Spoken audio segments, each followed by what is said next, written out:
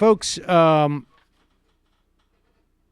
we will get to Daniel Marins a little bit later than typically, as our format allows. Obviously, horrible, just heartbreaking and enraging news out of Parkland, Florida.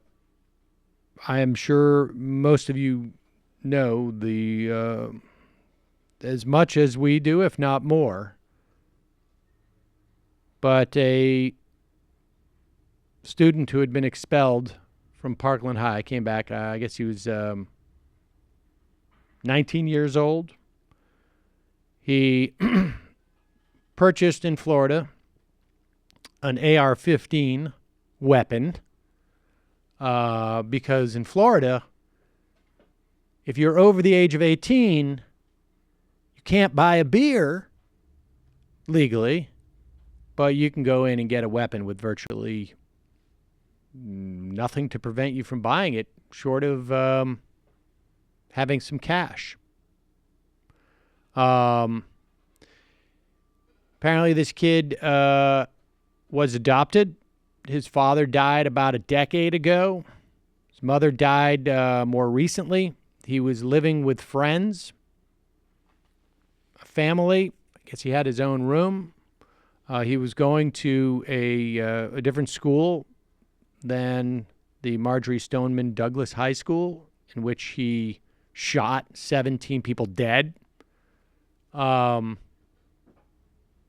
He's alive, which is a fairly unique situation for this type of mass slaughter. So we may have a little bit more insight as to why he did it. At the end of the day, I'm not sure that that's really relevant anymore. I mean, there was a time where there was some relevance to why did this person do this? And I would imagine maybe for the victims' families and the victims themselves that explanation might bring a tiny amount of closure, but in terms of a society, it's really wholly irrelevant now. I mean, when these type of mass killings, and we don't have one like this. We haven't seen one like this size. I mean, obviously there was one in Las Vegas, but we haven't seen a mass killing of this size perpetrated by someone who does it in the name of some type of international terrorist organization. In those instances, the why matters, because then we can express it through Islamophobia. I'm speaking society-wide. But when it's just a white guy, just an American who does this, then it's really inappropriate to even question on some level, right? We're not even supposed to talk about how he managed to do it. And every time, people who've listened to this program for an extended period of time know that, it seemed like every week that Cliff Schechter would come on at the time that he was working for a couple of organizations that were fighting gun violence. That every week we would recount the latest. Now it just seems useless. There is a lot more fervor on the pro everybody can have a AR-15 side.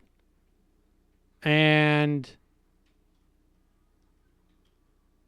one of the things that I keep saying over and over again in these situations is I want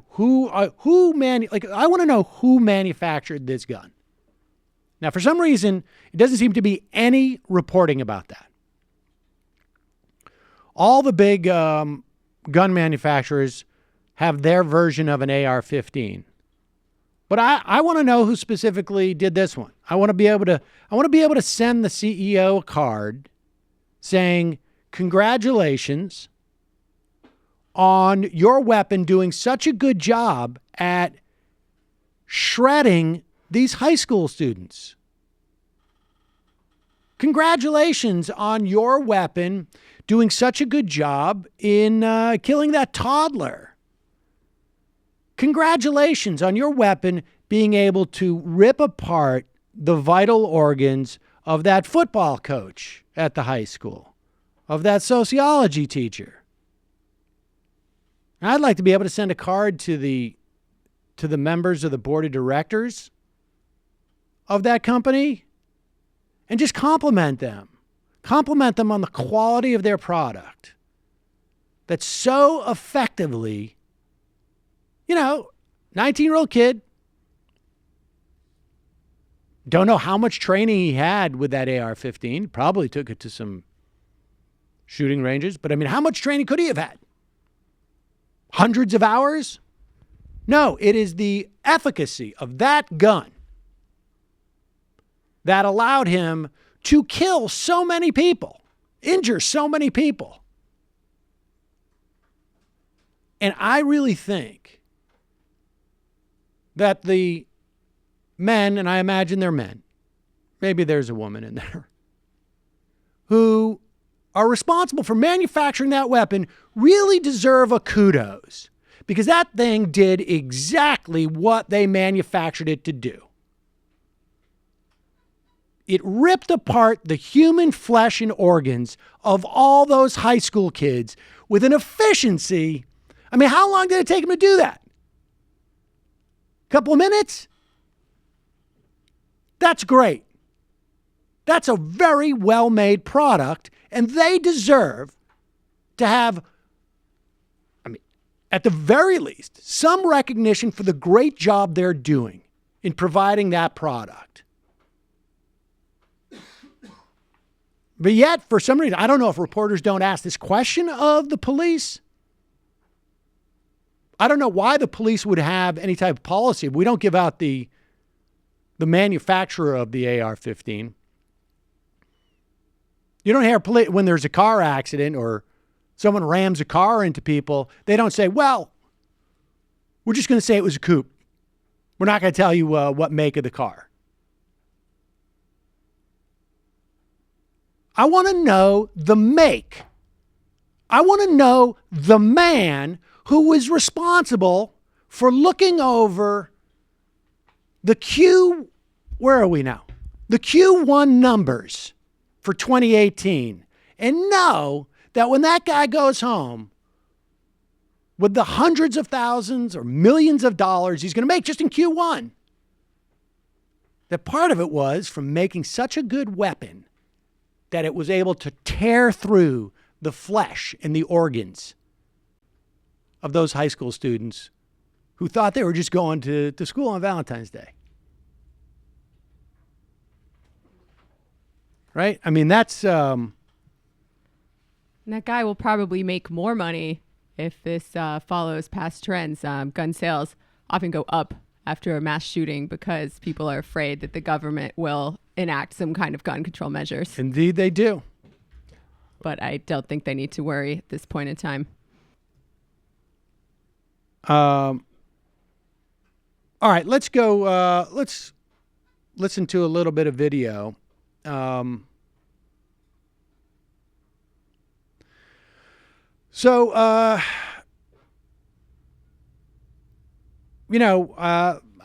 don't know what to say when we talk about this stuff at this point, really. But here is an 18-year-old student at Marjorie Stoneman Douglas High School. He's being interviewed by Allison Camerata. I mean, and he makes this point, but it's an embarrassment that this country has to rely on a teenager who is probably going to be traumatized for the rest of his life. Probably has no idea of just how traumatized he's going to be at this point. Be some type of voice of reason. This is a kid named David Hogg.